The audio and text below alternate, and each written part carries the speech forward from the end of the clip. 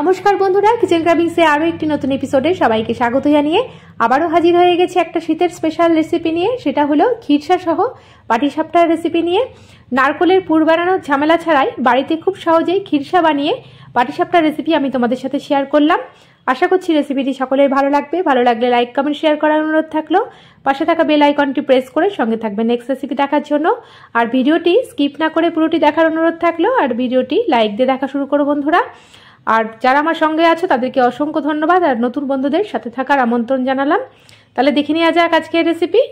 আমি এর জন্য নিয়ে নিয়েছি 100 গ্রাম মতন চালের গুঁড়ো। এটার মধ্যে একটা বোলের মধ্যে নিয়ে নিচ্ছি। আর নিয়ে নিচ্ছি 75 গ্রাম মতন ময়দা। এবারে 1 চিমটে লবণ আমি এর মধ্যে দিয়ে দিচ্ছি। তারপরে এগুলোকে ভালো করে মিশিয়ে নিচ্ছি। আর দিয়ে দিচ্ছি ব্লেন্ড করা 1 কাপ মতন চিনির গুঁড়ো। চিনিটাকে আমি একটু গুঁড়ো করে নিয়েছি। তাতে এই ব্যাটারটা রেডি করার পর যখন আমি এটা প্যানের মধ্যে দেবো, একটুও প্যানের মধ্যে আটকাবেও না। খুব সহজে এই পাটিসাপটাটা রেডি হয়ে যাবে। একটাও ভাঙবে না, একটুও মানে প্যানের মধ্যে আটকাবে না।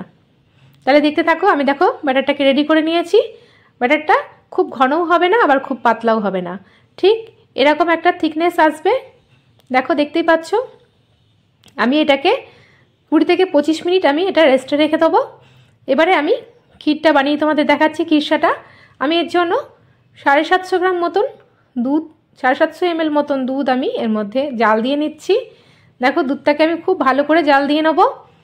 জাল দিয়ে আমি একটু শুকিয়ে নিচ্ছি। আর দিয়ে দিচ্ছি একটু গোবিন্দভোগ চাল আমি ব্লেন্ড করে রেখেছিলাম, সেটা আমি এর মধ্যে দিয়ে দিচ্ছি। এটা দিলে খিরসার স্মেলটা খুব সুন্দর আসে। দেখো, এটাকে আমি ভালো করে এর সঙ্গে মেল্ট করে নিয়েছি। আর একটু ফ্লেভারের জন্য একটা এলাচ থেতো করে আমি দিয়ে দিয়েছি। দেখো, দুধটা আস্তে আস্তে শুকিয়ে আসছে। এবারে আমি এর মধ্যে আরেকটু ঘনত্ব বাড়ানোর জন্য, আরেকটু স্বাদ বাড়ানোর জন্য আমি দিয়ে দেবো, আমি 100 গ্রাম মতন আমুল দুধ দিয়ে দিচ্ছি এর মধ্যে। আমুল দুধটাকেও খুব ভালো করে ঘন করে এর সঙ্গে জাল দিয়ে নিচ্ছি। আর দিচ্ছি 200 গ্রাম মতন খেজুরের গুড়। এবার এটাকে আমি পুরো ভালো করে জাল দিয়ে নিচ্ছি। দেখো, আস্তে আস্তে এটা ক্ষীরে পরিণত হচ্ছে। আর এটা খেতেও দুর্দান্ত হয়, পুরো ক্ষীরের মতন হয়। এটা পাটিসাপটা ছাড়া এমনি ক্ষীর হিসাবেও তোমরা এটা খেতে পারো, দুর্দান্ত হয় এর স্বাদ। দেখো, এটা আস্তে আস্তে এটা পুরো ক্ষীরে পরিণত হয়ে গেছে। এবার আমি এটাকে তুলে একটু ঠান্ডা করে, একটু জমে যাবে যখন, তখন আমি এটা পাটিসাপটায় আমি এটা ইউজ করব। তাছাড়া এটা তোমরা ক্ষীর হিসাবেও তোমরা ঘরে ক্ষীর হিসাবেও তোমরা এটা খেতে পারো। খুব সুন্দর হয় এর টেস্ট।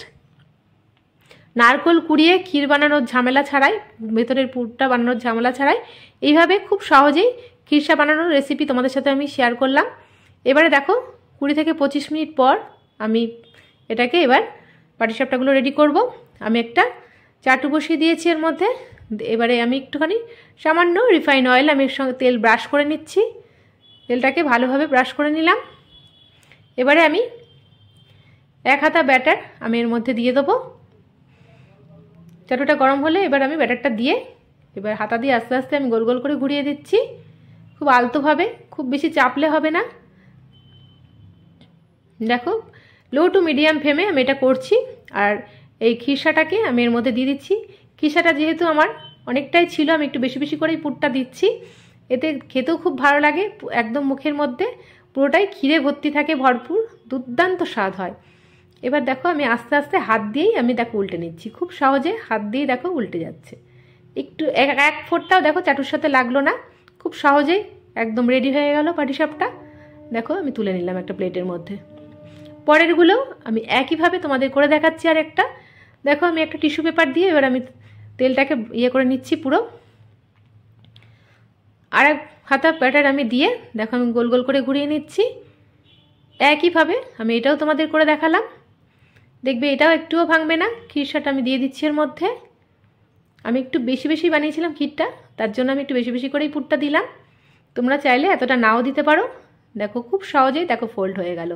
1 ফোঁটা প্যানের মধ্যে লাগছে না, একটুও ভাঙছে না। দেখেছো কত সুন্দর ব্যাটারটা রেডি হয়েছে। আর পাটিসাপটাটাও খুব সহজেই উঠে আসলো। দেখো, একইভাবে আমি তোমাদের সবকটা করে দেখাচ্ছি। আমি আর একটাও আমি তোমাদের করে দেখাচ্ছি, কারণ তোমাদের দেখাচ্ছি। দেখো, পরেরটা হয়তো ভাবতে পারো যে ভেঙে যেতে পারে। দেখো, আমি পরপর আমি তোমাদের দেখাচ্ছি, একটাও ভাঙলো না। এটাও একইভাবে দেখো আমি ফোল্ড করে নিচ্ছি। সবগুলোই খুবই একইভাবে আমি করে নিলাম।